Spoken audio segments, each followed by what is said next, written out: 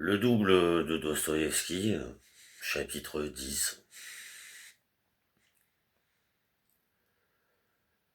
En général, on peut dire que les aventures de la veille avaient bouleversé M. Goliathkin jusqu'au très fond de son être.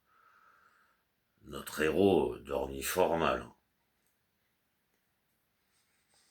c'est-à-dire qu'il fut tout à fait incapable de s'endormir complètement plus de 5 minutes d'affilée, comme si une espèce de farceur lui jetait du poil à gratter dans le lit.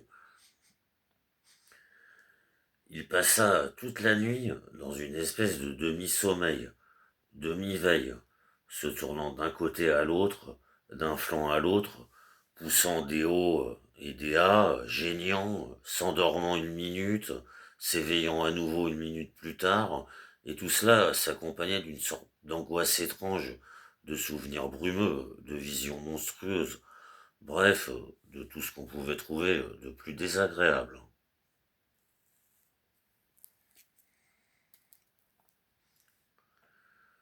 Soit il voyait paraître devant lui, dans une espèce de pénombre étrange, mystérieuse, la silhouette d'Andrei Filipovitch, une silhouette sèche, une silhouette rageuse, au regard sec et dur et aux injures voilées par une déférence glaciale.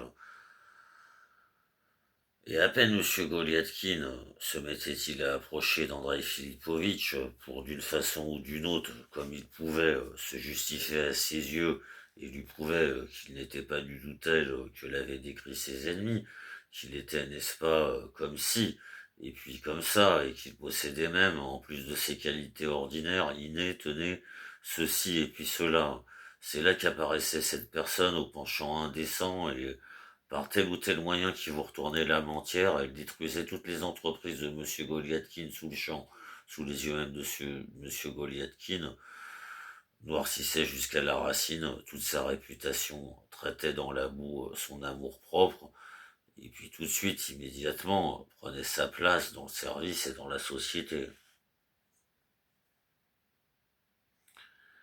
Et à peine M. Goliathkin se mettait-il à approcher d'Andrei Filipovitch pour d'une façon ou d'une autre, comme il pouvait, se justifier à ses yeux et lui prouver qu'il n'était pas du tout tel que l'avaient décrit ses ennemis, qu'il était, n'est-ce pas, comme si, et puis comme ça, et qu'il possédait même, en plus de ses qualités ordinaires, innées, tenez, ceci, et puis cela.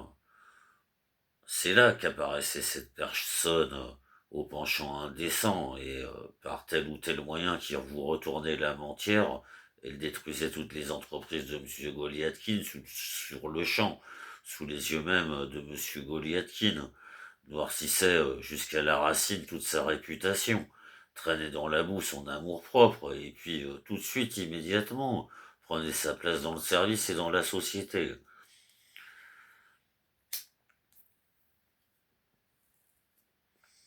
Soit la tête de M. Goliathkin se sentait chatouillée par une espèce de pichenette récemment acquise et envoyée d'une façon humiliante, pichenette reçue tantôt en société ou tantôt d'une autre façon sur son lieu de service et contre laquelle il était difficile de protester. Et pourtant, M. Goliathkin commençait à se creuser la tête pour savoir pourquoi précisément c'était si difficile de protester contre ne serait-ce qu'une pichenette, alors que cette idée de la pichenette, sans qu'on le remarque, peu à peu prenait telle ou telle autre forme. La forme d'une petite infamie que nous savons, d'une infamie petite, voire plus importante qu'il avait eue, entendue ou accomplie lui-même. Et accompli souvent sur une base non infâme, et même sans la moindre intention infâme, juste comme ça. Parfois, par exemple, par hasard, par délicatesse, ou d'autres fois parce qu'on se trouve sans la moindre défense, bon, et maintenant, parce que, trois petits points, Parce que bref, monsieur Goliathkin le savait parfaitement pourquoi. Là, monsieur Goliathkin rougissait dans son sommeil et surmontait sa rougeur. Il marmonnait en lui-même que bon, n'est-ce pas, là, par exemple, il aurait pu montrer la fermeté de son caractère. Il aurait pu montrer une fermeté de caractère tout à fait significative. Ensuite de quoi il concluait que... Et quoi? La fermeté du caractère, c'est bien le moment de l'évoquer.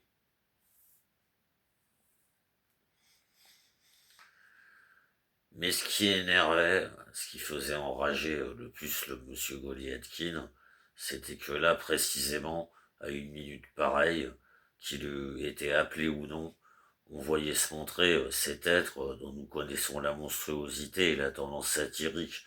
Et lui aussi même, si pouvait-on croire, le fond de l'affaire était déjà clair, lui aussi, pareil, il marmonnait avec un petit sourire inconvenant que voilà, n'est-ce pas, tu parles, la fermeté du caractère. Qu'est-ce que tu veux que on en fasse, toi et moi, Yakov Petrovitch, de la fermeté du caractère?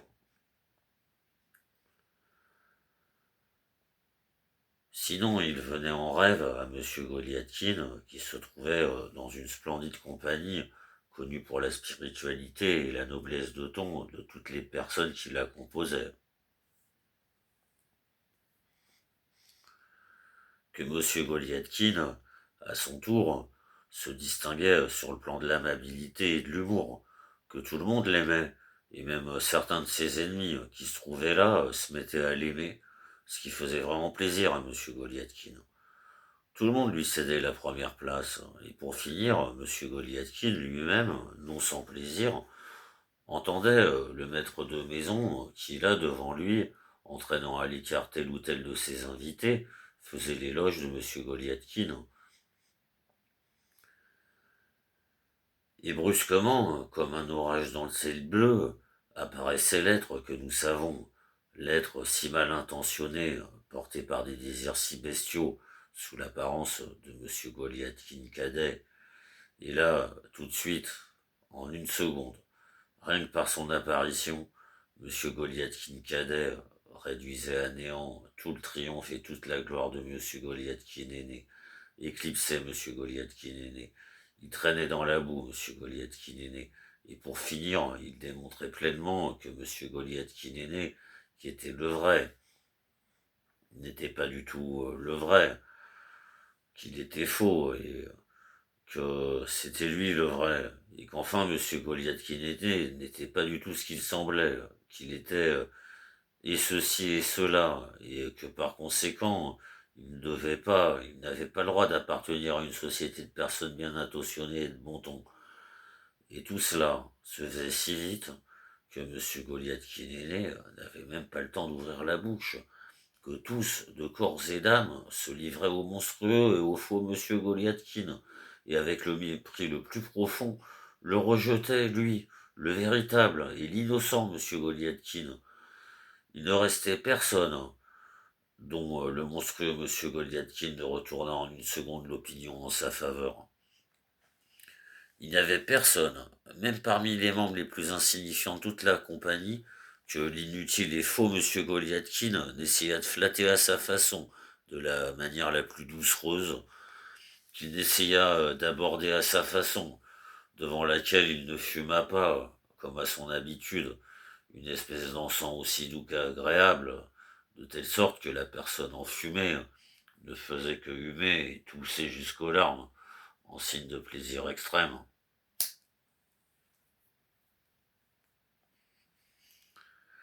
Et surtout, tout cela se faisait en un clin d'œil.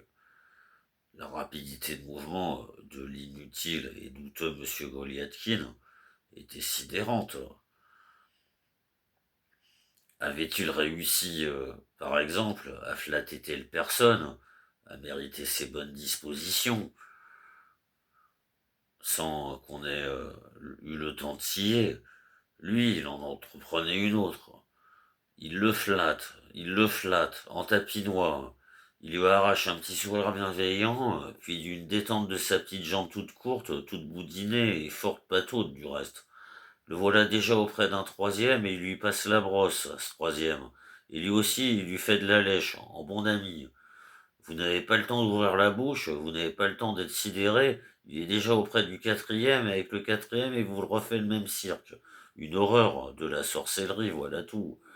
Et tout le monde est content de le voir, tout le monde l'aime, tout le monde vous le porte au pinacle, et clame en chœur que son amabilité et son esprit satirique valent mieux et sans commune mesure que l'amabilité et l'esprit satirique du véritable Monsieur Goliathkin.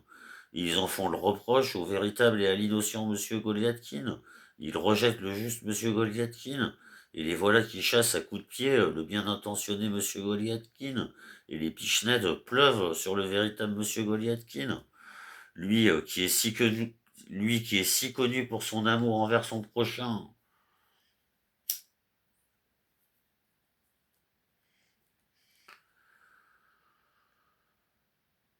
Empli d'angoisse,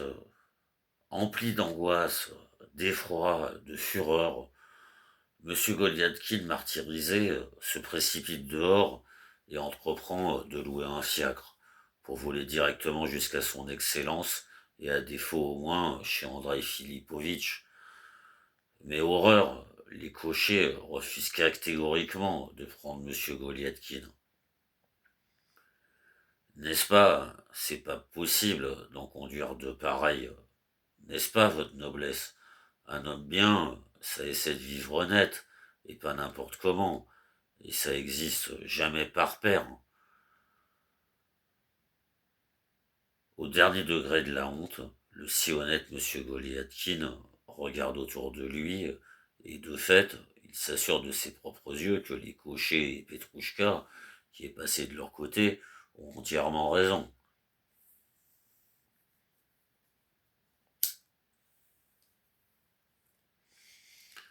Car le pervers Monsieur Goliathkin se trouve de fait ici, auprès de lui, et pas à une distance lointaine, et suivant sa vile habitude. Là aussi, même dans ce cas critique, il s'apprête, coûte que coûte, à faire quelque chose de tout à fait inconvenant et qui ne démontre nullement cette noblesse de caractère particulière qu'on acquiert d'habitude avec l'éducation.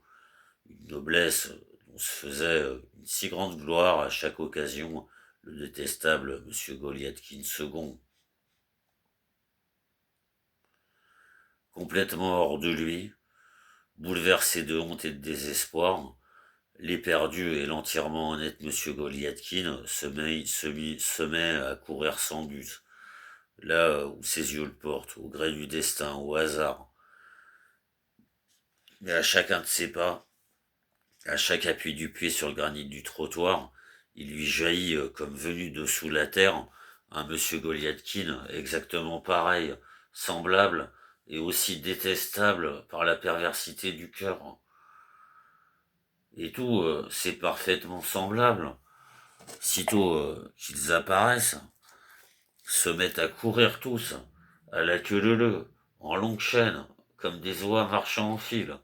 Ils s'étirent et clabaudent derrière Monsieur Goliathkin aîné, si bien qu'il n'y a plus de refuge devant ces parfaitement semblables, si bien que Monsieur Goliathkin, si digne de compassion à tout point de vue, en a d'horreur le souffle coupé, si bien qu'il finit par en être des abîmes terribles de parfaitement semblables, si bien que toute la capitale se voit complètement encombrée au bout du compte de parfaitement semblables, et qu'un gendarme, voyant cet attentat aux convenances, est obligé de prendre tous ces parfaitement semblables par le collet et de les enfermer dans sa guérite, laquelle se trouve juste là, engourdi, glacé d'effroi. Notre héros se réveillait et engourdi, glacé d'effroi, il sentait bien que dans la réalité, sa vie ne serait guère plus joyeuse. C'était oppressant, torturant. C'était une telle angoisse, comme si quelqu'un vous mangeait le cœur de l'intérieur. Enfin, Monsieur Goliathkin se sentit incapable d'en supporter davantage. Non, ça ne se fera pas, tout ça, s'écria-t-il, se redressant dans son lit avec résolution, Et sur cette exclamation, il reprit complètement ses esprits.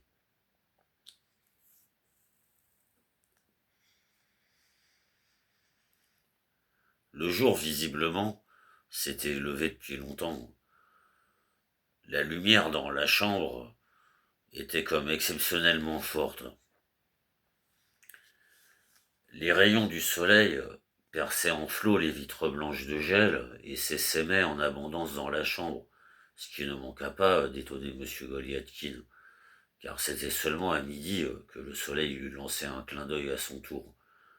Avant, il n'y avait presque jamais eu de pareil changement dans le cours de l'astre solaire, du moins autant que M. Goliathkin était capable de s'en souvenir. À peine notre héros avait-il eu le temps de s'étonner que la pendule derrière la cloison se mit à bourdonner, et de cette manière se prépara à sonner tout à fait. Ah voilà, se dit M. Goliathkin, et dans une attente pleine d'angoisse, il s'apprêta à écouter.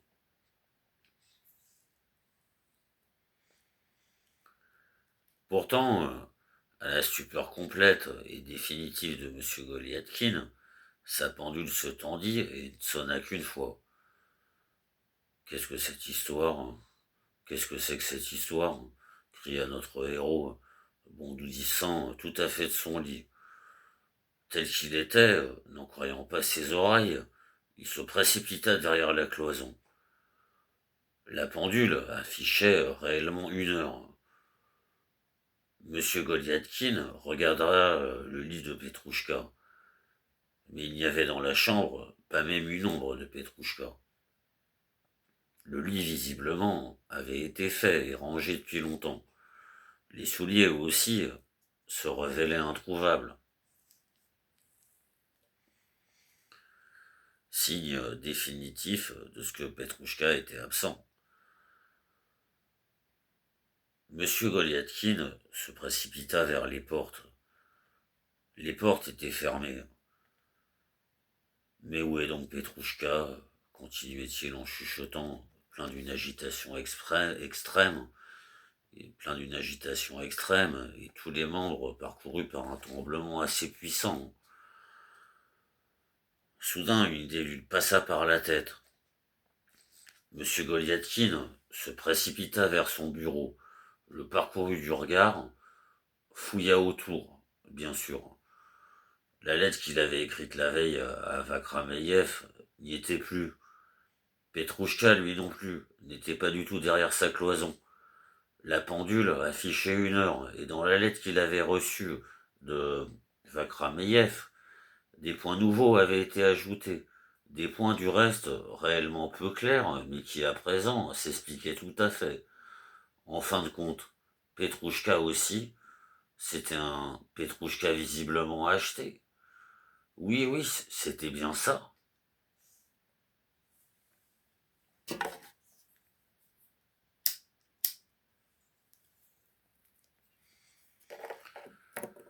Mais alors c'est là que le grand nœud s'est noué, s'écria M. Goliathkin en se tapant sur le front. Mais alors c'est là que le grand nœud s'est noué, s'écria M. Goliathkin en se tapant sur le front et en ouvrant les yeux de plus en plus larges. Alors c'est dans le nid de cette grippe soude-allemande qu'elle se cache, la grande force démoniaque. Mais alors, elle a juste fait, je parie, une diversion stratégique en m'indiquant le pont Ismaïlovski. Elle me détournait les yeux, elle m'embrouillait. Entre parenthèses, la sale sorcière, point d'exclamation, fermez la parenthèse. Et c'est de cette façon-là qu'elle creusait des galeries. Oui, c'est ça. Il suffit qu'on regarde cette histoire de l'extérieur. Tout ça, ça, ce sera exactement comme ça. Et l'apparition de la crapule, elle aussi, maintenant, elle s'explique complètement. Tout ça, c'est du pareil au même. Il le gardait en réserve depuis longtemps. Il le préparait. Il se le mettait de côté pour les jours noirs. Alors donc, c'est comme ça. Voilà comme ça se révèle. Comme tout s'explique. Mais bon, ça ne fait rien. il n'est pas encore trop tard. Là, M. Goliathkin se souvint avec effroi qu'il était déjà 1 heure passée. Et s'ils avaient déjà eu le temps maintenant, et s'ils avaient déjà eu le temps maintenant, un jaillissement jaillit de sa poitrine. Mais non, bêtise, ils n'ont pas eu le temps. On verra bien. Il s'habilla à la hâte, saisit une feuille de papier, une plume, et griffonna la missive suivante. Monsieur Yakov Petrovitch, point d'exclamation. Soit vous, soit moi, mais pas nous deux en même temps. C'est pourquoi je vous déclare que votre désir étrange, ridicule et en même temps impossible de paraître mon jumeau et de vous donner pour tel ne mènera qu'à votre déshonneur complet et votre déroute. C'est pourquoi je vous demande, pour votre propre bien, de vous écarter et de céder le passage à des gens authentiquement honnêtes, mus par les buts les mieux intentionnés. En cas contraire, je suis prêt à me résoudre aux mesures les plus extrêmes. Je pose la plume et j'attends. Je reste cependant à votre disposition, soit pour votre service, soit pour les pistolets. I. Goliathkin.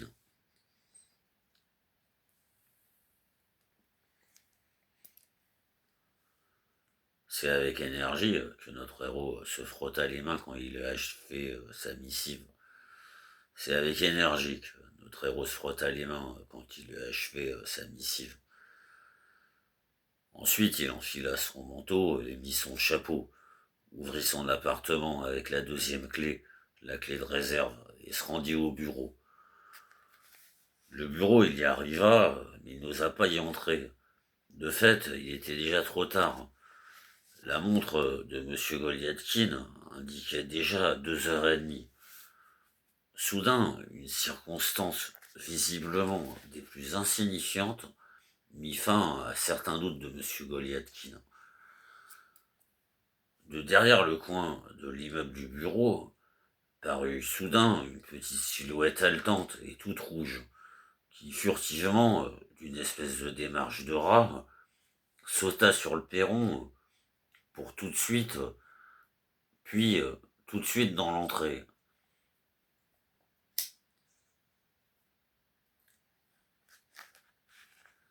Soudain, une circonstance visiblement des plus insignifiantes mit fin à certains doutes de M. Goliathkin. De derrière le coin de l'immeuble du bureau parut soudain une petite silhouette haletante et toute rouge, qui furtivement, d'une espèce de démarche de rat, sauta sur le perron, puis tout de suite dans l'entrée. C'était le scribe Ostafiev, un homme que M. Goliathkin connaissait fort bien, homme parfois utile et prêt à tout pour 10 kopecks. Connaissant la corde sensible de Stafiev et comprenant que cette éclipse pour un besoin des plus urgents le rendrait sans doute encore plus disposé à toucher 10 kopecks, notre héros se résolut à ne pas lésiner. Bondit aussitôt sur le perron, puis dans l'entrée, derrière Ostafiev, l'appela et d'un air mystérieux lui demanda de le suivre dans un coin, le coin le plus reculé, derrière l'énorme poêle de fonte. Quand ils y furent, notre héros se mit à l'interroger. Alors quoi, mon ami? Comment ça se passe là-bas? Tu me comprends? À vos ordres, votre noblesse. Bien le bonjour à votre noblesse. C'est bien, mon ami, c'est bien, et je saurais te remercier, mon bon ami. Bon alors, tu vois, mon ami, c'est comment? Qu'est-ce que monsieur veut savoir? Là, Ostafiev plaqua sa paume sur sa bouche qui venait, malgré lui, de s'ouvrir. Moi, tu vois, mon ami, enfin, mais ne va pas penser quelque chose. Alors, André Philippovitch, il est là? Il est là, monsieur. Et les fonctionnaires, ils sont là? Et les fonctionnaires aussi, monsieur, comme il faut. Et son Excellence aussi. Son Excellence aussi, monsieur. Là, le scribe cacha sa bouche une seconde fois et lança une sorte de regard curieux et étrange sur M. Goliathkin. Telle fut du moins l'impression qu'eut notre héros.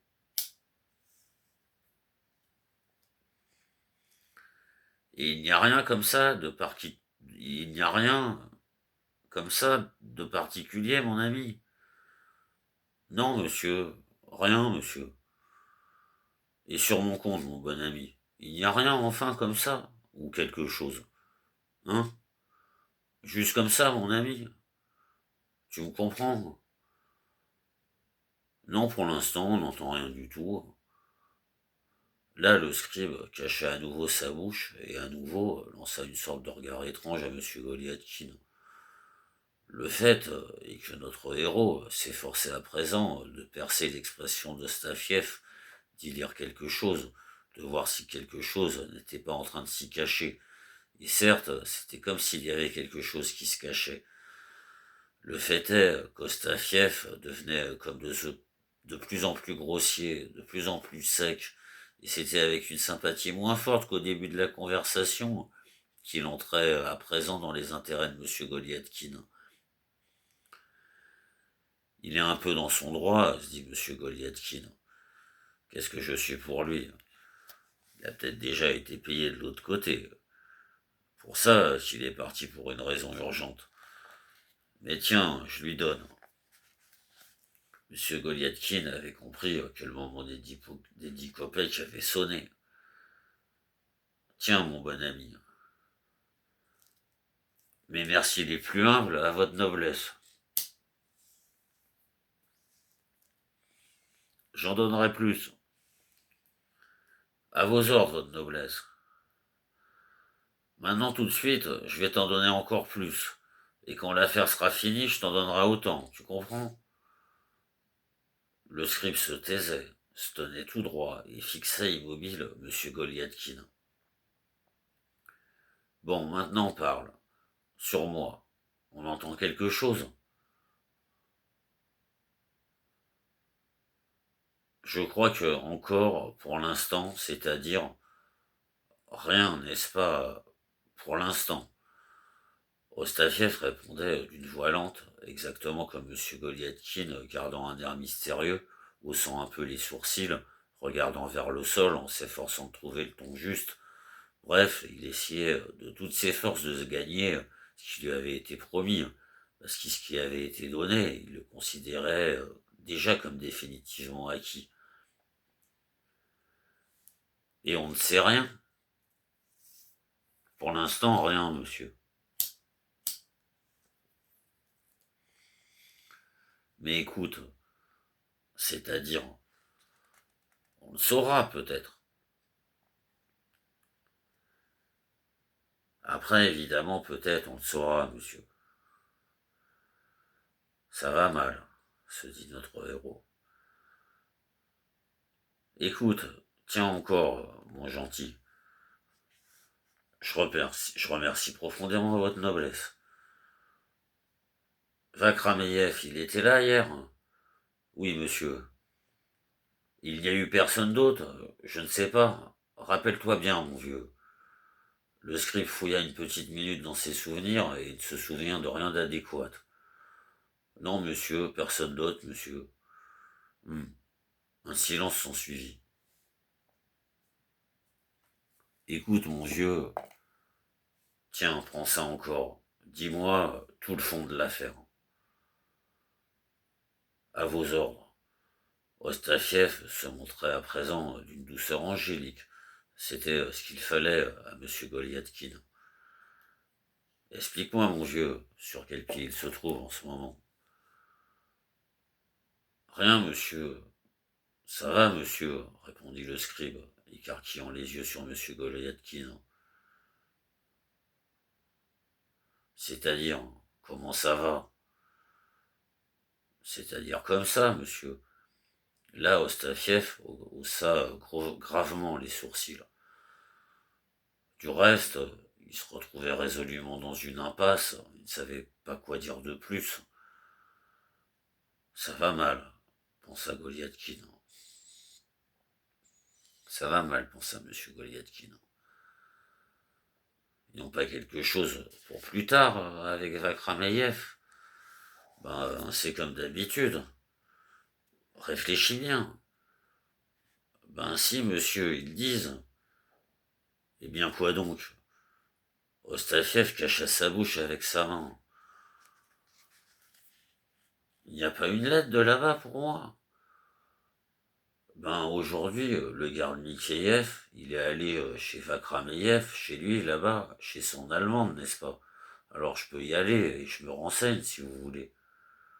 Je t'en prie, mon vieux, au nom du ciel. Je dis ça juste comme ça. Mais toi, ne va pas penser quelque chose. Je dis juste ça comme ça. Et puis demande-leur, essaie de savoir, mon vieux, s'il n'y a pas quelque chose là-bas qui se prépare sur mon compte. Lui, il agit comment? Voilà ce dont j'ai besoin. C'est ça qu'il faut que tu saches, mon bon ami. Et moi, après, je te remercierai, mon bon ami. À vos ordres, votre noblesse. Et aujourd'hui, c'est Ivan Semyonovitch qui s'est mis à votre place. Ivan Semyonovitch, Ivan Semyonitch. Ah oui, vraiment. Monsieur André Filipovitch lui a dit de s'asseoir là. Vraiment? Mais en quel honneur? Apprends-moi ça, mon vieux, au nom du ciel. Apprends-le-moi, mon vieux. Apprends-moi tout ça. Moi, je te remercierai, mon gentil. Voilà ce qu'il me faut. Mais ne va pas penser quelque chose, mon vieux. À vos ordres, à vos ordres. Mais maintenant, je dois y aller, monsieur. Mais vous, votre noblesse, vous n'entrez pas aujourd'hui? Non, mon ami, je suis comme ça. Moi, n'est-ce pas, c'est juste comme ça. Je suis juste venu voir mon bon ami. Et puis ensuite, je te remercierai, mon gentil. À vos ordres, monsieur. Le scribe, le scribe, le scribe, zélé, rapide comme une flèche, courut dans l'escalier, tandis que monsieur Goleadkin se retrouvait seul. Ça va mal, se dit-il. Ça va mal, ça va mal. Notre affaire, hein, ça va mal maintenant. Mais qu'est-ce que ça peut vouloir dire? Qu'est-ce qu'elle voulait dire précisément, les allusions de cet ivrogne? Et de qui il est, ce truc? Ah maintenant je le sais, le truc, de qui il est. Voilà le truc que c'est. Ils l'ont appris, je parie. Et ils ont pris la place. Du reste, qu'est-ce que ça veut dire, pris la place? C'est Andrei Filipovitch qui l'a mis à cette place, Ivan Semyonovitch.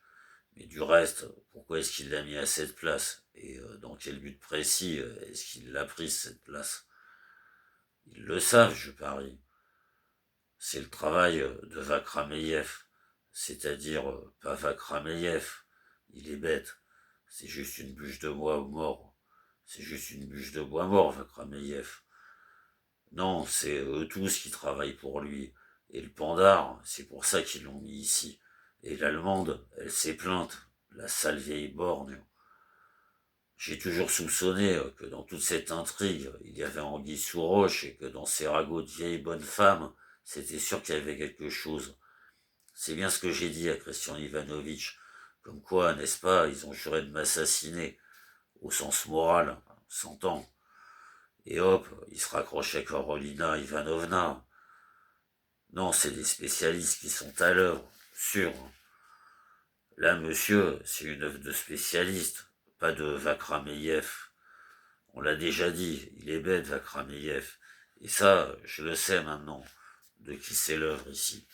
C'est l'œuvre de ce pandar, c'est l'œuvre de l'usurpateur. Il n'y a que sur ça qu'il tient, ce qui prouve un peu aussi ses succès dans le grand monde. Ah, c'est vrai, ce serait bien de savoir sur quel pied il se trouve maintenant.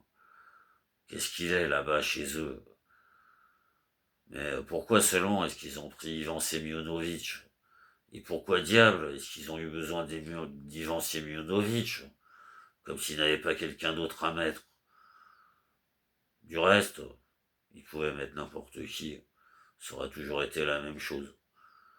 Ce que je sais, c'est que lui, Ivan Semyonovitch, oui, il m'a toujours paru suspect. Ça fait longtemps que je remarquais. Un petit vieux sale, moche, comme ça, on dit qu'il fait de l'usure, il prend des intérêts de youpin. Tout ça, c'est l'ours qui vous l'arrange. C'est l'ours qui est mouillé dans toute cette circonstance. Comme ça que ça a commencé. C'est au pont Ismaïlovski que ça a commencé. Voilà où ça a commencé. Là, monsieur Goliathkin fit une moue, comme s'il avait mordu dans un citron, se souvenant sans doute de quelque chose de fort désagréable. Bon, mais c'est rien, ceci dit, se dit-il. Mais moi, toujours, je radote. Et pourquoi Ostafiev ne revient pas? Il s'est retrouvé coincé, je parie, ou bien quelqu'un l'a arrêté. D'une certaine façon, c'est bien, un peu, si j'intrigue comme ça et si je creuse des galeries de mon côté. Ostafiev, on lui donne 10 copecs, lui tout de suite, de mon côté. Seulement, l'affaire, elle est là. Est-ce que c'est sûr qu'il est de mon côté? Si ça se trouve, eux aussi de leur côté, ils s'entendent avec lui et ils intriguent. Parce que ce regard qu'il a de bandit, l'escroc, un vrai bandit, il se cache, le pandard. Non, rien, il me dit. Je vous suis profondément, votre noblesse. Il me dit, reconnaissant. Non, rien, il me dit. Je vous suis profondément, votre noblesse. Il me dit, reconnaissant. Espèce de bandit, va.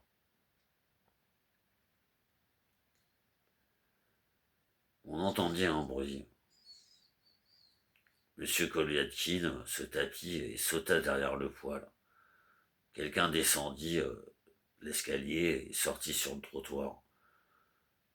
Qui donc ça pourrait être maintenant se demanda notre héros.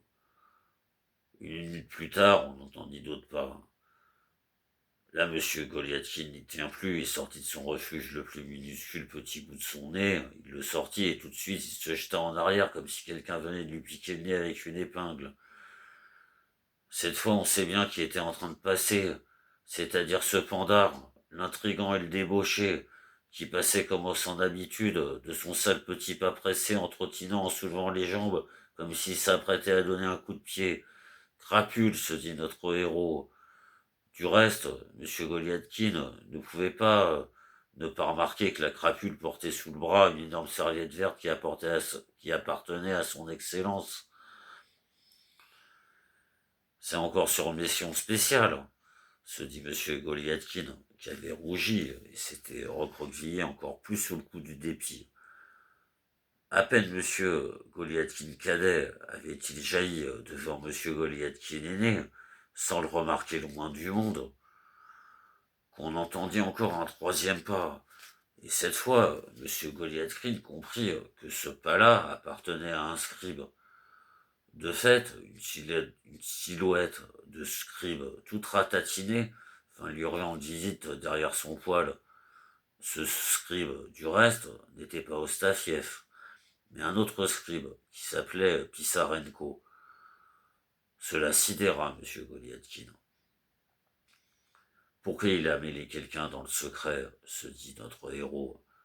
Ah, les barbares, ils n'ont vraiment rien de sacré. Eh bien, mon ami, prononça-t-il, s'adressant à Pissarenko, qui est-ce qui t'envoie, mon ami?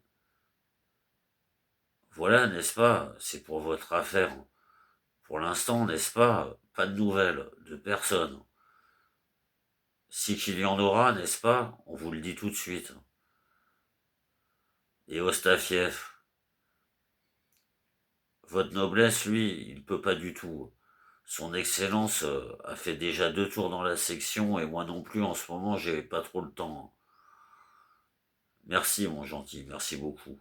Mais dis-moi seulement, je vous jure j'ai pas le temps. On me demande, n'est-ce pas, sans cesse. Si monsieur veut bien attendre encore un peu ici, s'il y a quelque chose de nouveau au sujet de son affaire, on prévient monsieur tout de suite. Non mon ami, dis-moi. Je vous en prie, pas le temps, disait Pissarenko, essayant de s'arracher à M. Goyatkin qu'il retenait par un pan de son habit. Vraiment, j'ai pas le temps. Si monsieur veut bien attendre un peu ici, on lui fera savoir tout de suite. Tout de suite. Tout de suite, mon ami. Tout de suite, mon ami. Voilà quoi, maintenant. Voilà une lettre, maintenant. Moi, je saurais te remercier, mon gentil. À vos ordres, monsieur. Essaie de la donner, mon gentil, à monsieur Goliathkin. Goliathkin? Oui, mon ami, à monsieur Goliathkin. Bien, monsieur. Je range un peu et je lui porte, monsieur. Mais vous attendez ici. Ici, personne ne vous verra. Non, moi, mon ami, ne va pas penser. Si je reste ici, ce n'est pas pour que personne ne me voie. D'ailleurs, maintenant, mon ami, ce n'est plus ici que je serai. Je serai là-bas, tiens, dans la ruelle. Il y a un petit café. C'est là que je t'attendrai. Et toi, s'il y a quelque chose qui se passe, renseigne-moi surtout. Tu comprends? Bien, monsieur, mais laissez-moi seulement. Je comprends. Et moi, je saurais te remercier, mon gentil, criait monsieur Goliathkin dans le dos de Pissarenko, qui s'était enfin libéré. Le pandar, je crois bien, il est devenu plus grossier après, se dit notre héros sortant en cachette de derrière son poêle. Il y a un piège là-dessous, c'est clair. Au début, il était coup-ci, coup-ça. Ceci dit, c'est vrai qu'il était pressé. Peut-être qu'ils ont beaucoup de travail. Et son Excellence a fait 2 tours dans le département. Comment ça se fait, ça? Oh, mais bon, rien, ce n'est rien du reste. Peut-être, et nous, on verra bien, si ça se trouve. Là, monsieur Goliathkin voulut ouvrir la porte et il s'apprêtait déjà à sortir dans la rue, quand brusquement, au même instant, on entendit le carrosse de son Excellence. Monsieur Goliathkin n'eut pas le temps de comprendre ce qui se passait. La portière du carrosse s'ouvrit de l'intérieur et le monsieur qui était assis bondit dehors.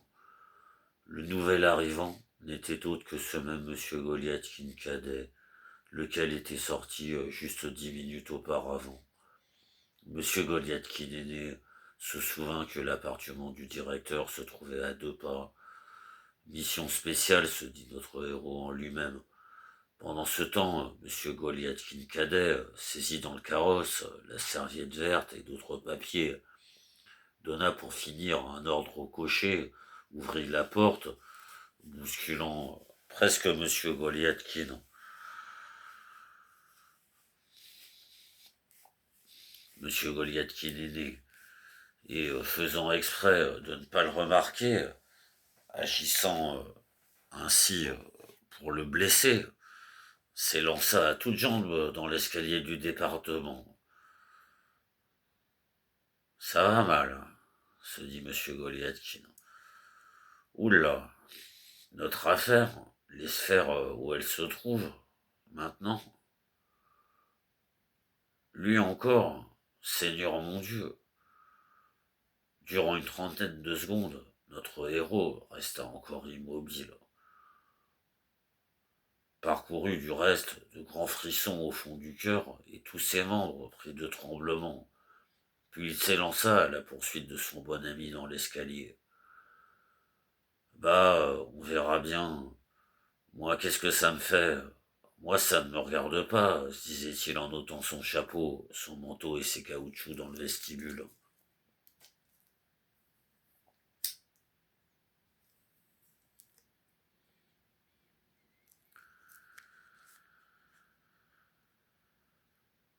Lorsque M. Goliathkin entra dans sa section, l'obscurité était déjà complète.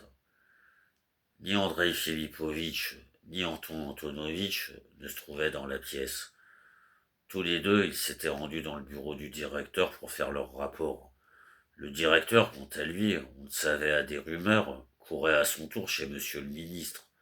Suite à de telles circonstances, et aussi parce que la nuit s'y mêlait et que l'heure de la fermeture approchait, certains des fonctionnaires, surtout des jeunes, à la minute même où notre héros entra, s'occupaient à une sorte, dans son genre, d'oisiveté, se regroupaient, bavardaient, discutaient, riaient. Il y en avait même parmi les vraiment jeunes, c'est-à-dire parmi les fonctionnaires les plus insignifiants, qui en tapinois et au couvert d'une rumeur générale s'étaient mis à jouer aux cartes dans un coin à la fenêtre.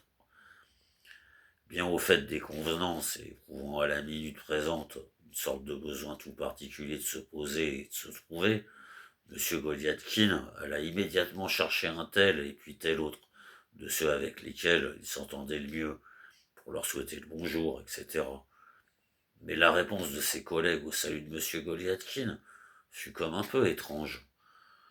Il fut désagréablement surpris par une espèce de froideur générale, une sécheresse, et même on peut le dire, une certaine sévérité de la réponse. Personne ne lui tendit la main. Certains répondirent simplement bonjour et s'éloignèrent. D'autres se contentèrent d'un signe de tête.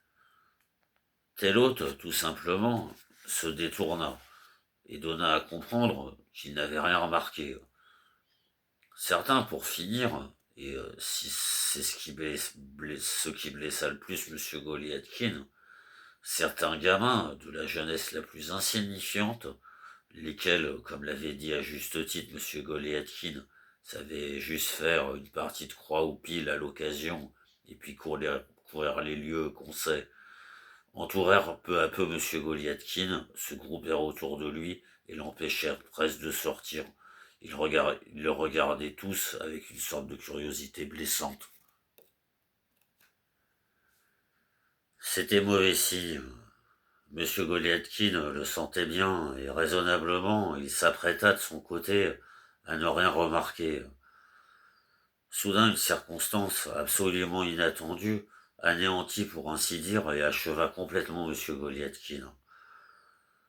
Dans le petit groupe des jeunes collègues qui l'entouraient, soudain, et comme par hasard, à la minute où M. Goliathkin se sentait le plus mal, apparut M. Goliathkin cadet, comme toujours enjoué, avec son petit sourire de toujours, tournoyant comme toujours. Bref, le farceur, le coureur, le flatteur, le rieur, agile du jarret et de la langue, comme toujours, comme avant, exactement comme la veille. Par exemple, dans une minute, tout à fait déplaisante pour M. Goliathkin aîné.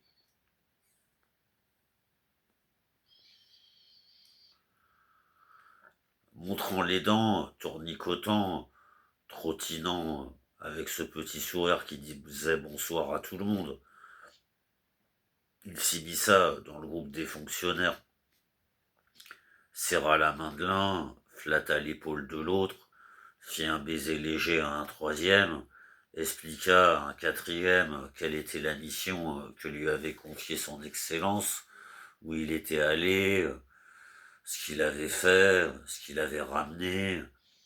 Le cinquième, sans doute, son ami le plus proche, il lui fit carrément un baiser sur les lèvres. Bref, tout se passait exactement comme dans le rêve de M. Goliathkin aîné. Quand il eut sautillé tout son sou, qu'il en eut fini avec chacun, qu'il les eut tous mis dans sa poche, qu'il eut, calcul au pur lubie,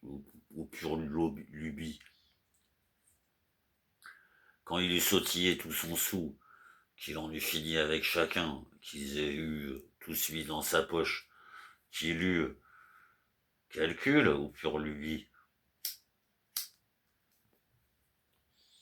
échangé des mamours avec chaque personne, Monsieur Goliathkin cadet, soudain, et sans doute par erreur, parce qu'il n'avait pas encore eu le temps de remarquer son ami le plus vieux, tendit aussi la main à M. Goliathkin aîné. Là aussi, sans doute, par erreur, encore qu'il eût tout le temps nécessaire pour remarquer le malhonnête M. Goliathkin cadet, notre héros, à la seconde, saisit avidement la main qui lui était tendue d'une façon si surprenante et la serra de la façon la plus ferme et la plus amicale. Il la serra avec une sorte de mouvement intérieur étrange, tout à fait surprenant, une sorte d'émotion larmoyante. Notre héros fut-il trompé par le premier geste de son indécent ennemi, ou bien juste ne savait-il pas quoi faire, ou sentait-il, comprenait-il tout au fond de son âme jusqu'à quel point il était sans défense? Il est malaisé de le dire. Le fait est que M. Goliathkin est né, saint de corps et d'esprit, volontairement et devant témoin, serra solennellement la main de celui qu'il appelait son ennemi mortel. Mais quelle fut la stupeur, la rage, la frénésie, quelle fut l'horreur et la honte de M. Goliathkin aîné quand son fléau, son ennemi mortel, le malhonnête M. Goliathkin cadet, réalisant l'erreur de cet homme innocent, traîtreusement trompé, de cet homme qu'il persécutait sans la moindre honte, sans émotion, sans compassion ni conscience, soudain avec une insolence insupportable, d'un mouvement grossier, arracha sa main de celle de M. Goliathkin aîné.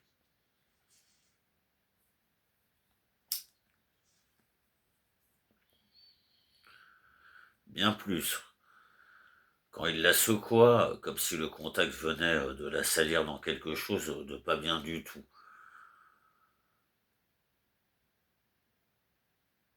Plus, quand il cracha, accompagnant le crachat du geste le plus offensant. Plus qu'il sortit son mouchoir et que, séance tenante, de la façon la plus indélicate, il s'essuya la main, doigt après doigt, parce que ses doigts avaient été en contact une petite seconde avec la main de M. Goliathkin aîné.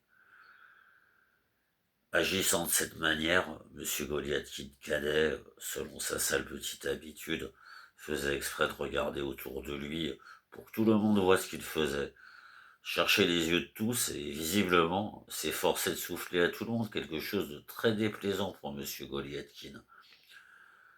On eut l'impression que la conduite du détestable M. Goliathkin cadet éveillait l'indignation des fonctionnaires qui l'entouraient.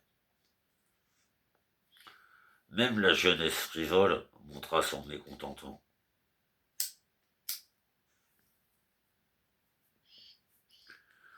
Un murmure et des voix s'élevèrent alentour. Le mouvement général ne pouvait pas échapper aux oreilles de M. Goliathkin, mais soudain, une plaisanterie lancée à bon escient et qui jaillit des lèvres de M. Goliathkin cadet brisa, anéantit les dernières espérances de notre héros et fit pencher la balance en faveur de son ennemi mortel et inutile. C'est notre faux Blas russe, messieurs. Permettez-moi de vous présenter le jeune faux Blas, se mit à piailler M. Goliathkin cadet, trottinant et tournoyant avec son insolence coutumière parmi les fonctionnaires et désignant l'authentique M. Goliathkin qui était à la fois pétrifié et furieux. On s'embrasse, Coco, continuait-il avec une familiarité insupportable, s'avançant vers l'homme qui l'avait traîtreusement humilié.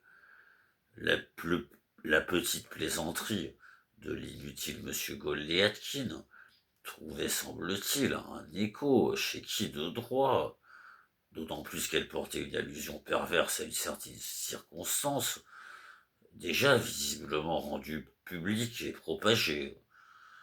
Notre héros ressentit d'une façon écrasante la main de ses ennemis sur ses épaules. Du reste, il s'était déjà décidé. Les yeux brûlants, le visage blême, le sourire figé, il parvint à se sortir de la foule et d'une démarche inégale, précipitée, il se dirigea tout droit vers le bureau de son Excellence. Dans l'avant-dernière pièce, il tomba sur Andreï Filipovitch, qui sortait juste de chez son Excellence, et même si dans cette pièce, il y avait alors pas mal d'autres personnes complètement étrangères à M. Goliathkin, notre héros ne voulut pas accorder la moindre attention à cette circonstance. Franc, décidé, courageux, s'étonnant presque de lui-même et se louant à l'intérieur pour son courage, il aborda, sans perdre une seconde, Andreï Filipovitch, lequel ne fut pas surpris par un assaut pareil. Ah, qu'y a-t-il? Que désirez-vous? Demanda le chef de section, sans écouter M. Goliathkin, dont la langue avait fourché sur une parole. Andrei Philippovitch, puis-je, Andrei Philippovitch, avoir tout de suite maintenant, en tête-à-tête, une conversation avec son Excellence, déclara notre héros d'une voix tonnante et posée, tout en braquant un regard des plus résolus sur Andrei Philippovitch. Pardon? Bien sûr que non. Andrei Philippovitch, toi ça, monsieur Goliathkin de la tête aux pieds. Andrei Philippovitch, Andrei Philippovitch, si je le dis tout ça, c'est que je m'étonne que personne ici ne démasque l'usurpateur et la crapule. Pardon? La crapule, Andrei Philippovitch. Et qui donc traitez-vous de la sorte? La personne qu'on sait, Andrei Philippovitch. Moi, Andrei Philippovitch, je fais allusion à la personne qu'on sait. Je suis dans mon bon droit. Je pense, Andrei Philippovitch, que l'autorité devrait encourager ce genre de mouvement, ajouta M. Goliathkin, visiblement hors de lui. Andrei Philippovitch, vous le voyez sans doute vous-même, Andrei Philippovitch, que c'est un mouvement plein de noblesse et qui indique que je suis on ne peut mieux intentionné de considérer le chef comme un père, Andrei Philippovitch, la noble autorité, laquelle est paternelle, et de lui confier aveuglement mon destin. Voilà, n'est-ce pas, voilà. Ici, la voix de M. Goliathkin se mit à trembler. Son visage s'empourpra et deux larmes perlèrent à ses deux paupières. Écoutant M. Goliathkin, Andrei Philippovitch fut tellement surpris qu'il recula, comme involontairement, de deux pas en arrière. Ensuite, et non sans inquiétude, il regarda autour de lui. Il est difficile de dire comment l'affaire se serait achevée. Toujours est-il que la porte de son Excellence s'ouvrit soudain, et que son Excellence sortit, accompagné par certains fonctionnaires. Tous ceux qui se trouvaient dans la pièce le suivirent à la queue leu. Son Excellence appela Andrei Philippovitch et ils marchèrent côte à côte, parlant de telle ou telle affaire. Dans le mouvement général, une fois que tous furent sortis, M. Goliathkin reprit ses esprits à son tour. Il se calma et vint chercher refuge sous l'aile d'Anton Antonovitch Setochkin, lequel lui aussi boitillait derrière tout le monde, et comme M. Goliathkin en eut l'impression, avec un air des plus sévères et des plus soucieux. Là aussi j'ai gaffé, là aussi j'ai mal fait, se dit-il en lui-même. Mais bon, ça ne fait rien. J'espère que vous, au moins, Anton Antonovitch, vous accepterez de m'écouter et de comprendre mes circonstances, prononça-t-il d'une voix douce et un peu tremblante d'émotion. Rejeté par tous, je m'adresse à vous. Je ne comprends toujours pas ce que signifiaient les paroles d'Andrei Philippovitch, Anton Antonovitch. Expliquez-les-moi si c'est possible. Tout s'expliquera en temps et en heure, répondit Anton Antonovitch d'une voix sévère et grave. Et comme M. Goliathkin en eut l'impression, avec un air qui signifiait clairement qu'Anton Antonovitch ne souhaitait nullement poursuivre la conversation, vous saurez tout dans les plus brefs délais. Aujourd'hui même, vous serez informé de tout par la voie officielle. Comment ça, la voie officielle, Anton Antonovitch? Pourquoi ça, par la voie officielle? Demanda timidement notre héros.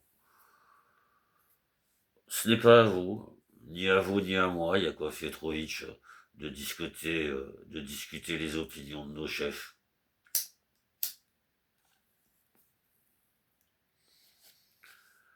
Pourquoi ça de nos chefs? Anton Antonovitch, prononça M. Goliathkin, encore plus affolé. Pourquoi ça de nos chefs? Je ne vois pas de raison qui fasse qu'on ait besoin de déranger nos chefs, Anton Antonovitch. Vous voulez peut-être dire quelque chose au sujet d'hier, Anton Antonovitch? Mais non, pas au sujet d'hier. Il y a quelque chose d'autre qui cloche avec vous. Qu'est-ce qui cloche, Anton Antonovitch? Il me semble, Anton Antonovitch, que je n'ai rien qui cloche. Et avec qui aviez-vous l'intention de ruser? Fit brutalement Anton Antonovitch, interrompant M. Goliatkine complètement interloqué. M. Goliatkine tressaillit et devint plus blanc qu'un linge. Bien sûr, Anton Antonovitch, murmura-t-il d'une voix à peine audible, si l'on écoute la voix de la calomnie et qu'on écoute nos ennemis, et si l'on ne prend pas pour justifier d'un autre côté, bien sûr, si l'on ne prend pas pour se justifier d'un autre côté, bien sûr, Anton Antonovitch, alors on peut avoir à en souffrir, Anton Antonovitch, à souffrir innocent et pour rien. C'est cela, votre geste indécent à l'encontre de la réputation d'une honnête jeune fille de l'honnête et respectable famille qui vous a conduit de bienfait.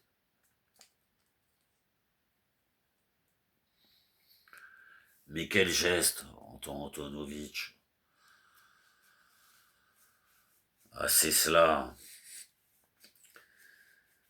Et rapport à une autre jeune fille qui est encore que pauvre et d'une respectable origine étrangère. Votre geste peu flatteur, là aussi, vous l'oubliez. Permettez, Anton Antonovitch, veuillez daigner, Anton Antonovitch, m'entendre. Et votre geste de Judas, et votre calomnie à l'encontre d'une autre personne, à accuser autrui d'un petit péché que vous commettez vous-même, hein? Ça s'appelle comment? Moi, Anton Antonovitch, je ne l'ai pas chassé, prononça notre héros, qui se mit à trembler, et Petrouchka non plus, mon serviteur, n'est-ce pas? Je lui ai jamais rien appris de tel. Il a mangé mon pain, Anton Antonovitch. Il a usé de mon hospitalité, ajouta notre héros d'une voix expressive, pleine d'un sentiment profond, au point que son manteau, au point que son menton se mit un peu à tressauter, et que des larmes furent une nouvelle fois toutes prêtes à surgir. Ça, Yakov Petrovitch, c'est juste vous qui le dites, qu'il a mangé votre pain, répondit Anton Antonovitch avec une mine agressive. Et l'on sentait dans sa voix une malice méchante, au point que quelque chose se mit à ronger le cœur de M. Goliathkin.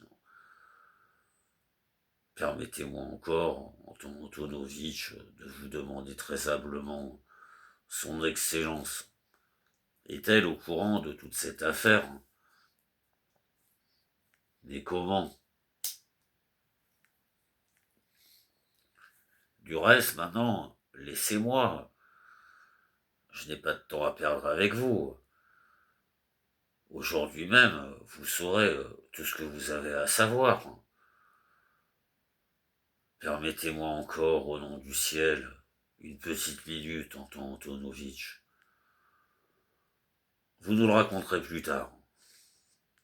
Non, n'est-ce pas, Anton Antonovitch? Moi, n'est-ce pas, voyez-vous, écoutez-moi. N'est-ce pas, juste un peu, Anton Antonovitch. Moi, ce n'est pas du tout de libertinage, Anton Antonovitch. Je fuis le libertinage. Je suis tout à fait prêt de mon côté. Je n'ai même plus d'une fois envisagé l'idée. Et j'ai même plus d'une fois envie. Je suis tout à fait prêt de mon côté.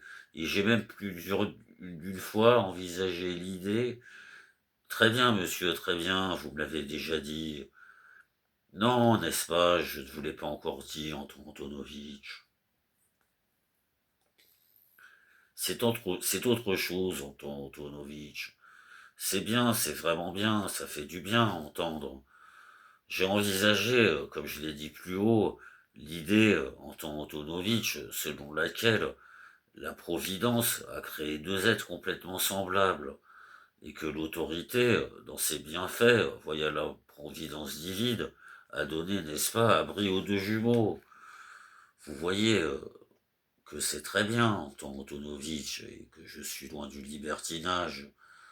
Je prends l'autorité dans ses bienfaits comme une instance paternelle. N'est-ce pas, voilà? Autorité dans vos bienfaits. Vous, enfin, n'est-ce pas? Un jeune homme, il faut lui trouver une place.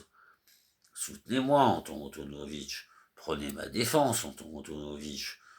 Moi, n'est-ce pas? Rien, Anton Antonovitch. Au nom du ciel. Encore un mot, Anton Antonovitch. Mais, euh, mais Anton Antonovitch était déjà loin de M. Goliathkin. Notre héros ne savait plus où il était, ce qu'il entendait, ce qu'il faisait, ce qui lui était arrivé, et ce qui devait lui arriver encore. Tant il avait été troublé et bouleversé par ce qu'il venait d'entendre et tout ce qui lui était survenu. C'est avec un regard suppliant qu'il chercha Antonovitch dans la foule des fonctionnaires pour se justifier encore plus à ses yeux et lui dire quelque chose d'on ne peut mieux intentionné et de très noble et d'agréable par rapport à sa propre personne. Du reste, peu à peu, une lumière nouvelle commençait à percer à travers la grande confusion de M. Goliathkin.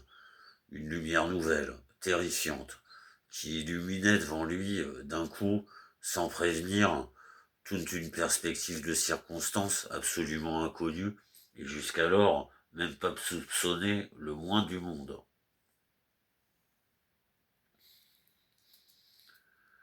À cette minute, quelqu'un donna une bourrade dans le côté de notre héros complètement perdu. Il se retourna. C'était Pissarenko. Une lettre, votre noblesse.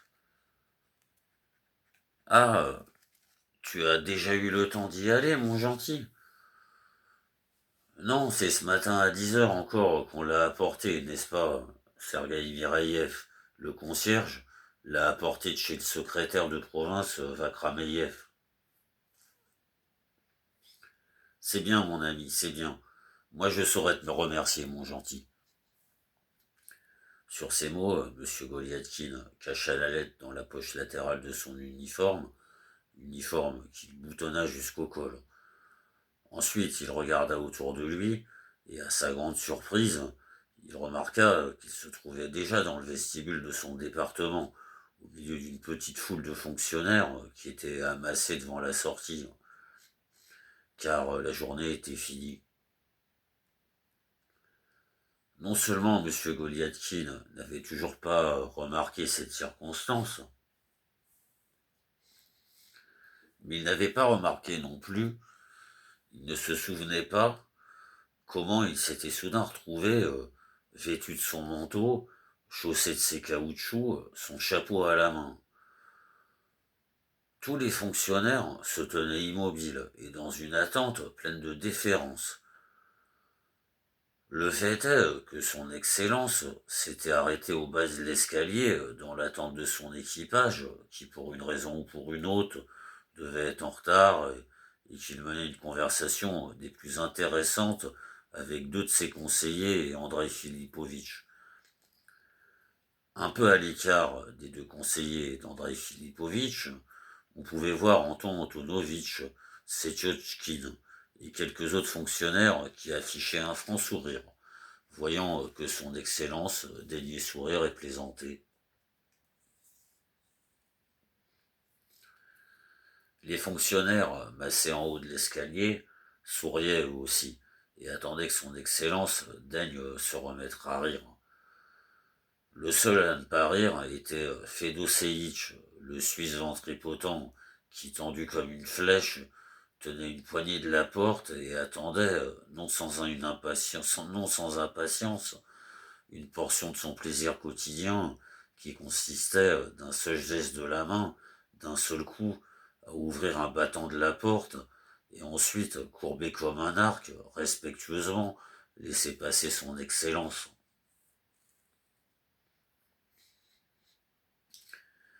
Mais le plus heureux, celui qui ressentait sans doute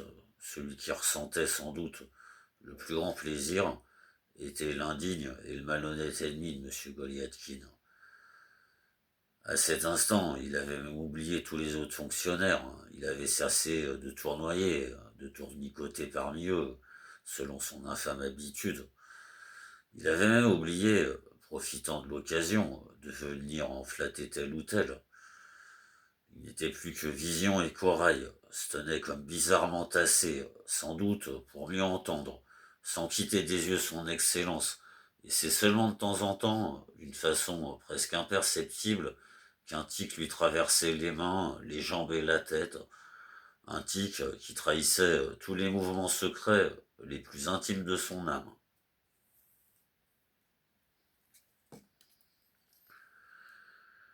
Non mais l'effet que ça lui a fait, pardon, non mais, non mais l'effet que ça lui fait, se dit notre héros, le gredin, il a l'air d'un favori.